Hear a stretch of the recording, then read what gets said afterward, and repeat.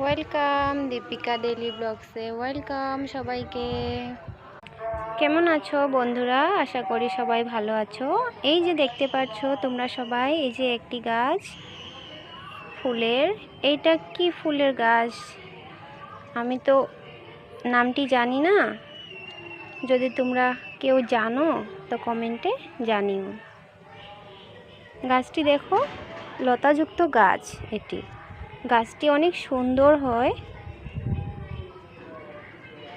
এই যে ফুল, এই যে ফুল ফুটেছে, দেখো তোমরা কি সুন্দর এই ফুলটি। এই যে দেখো তো তোমরা গাছটি আর ফুলটি কি সুন্দর। এই ফুলটির নামটি আমি জানি না, তোমরা কেউ জানলে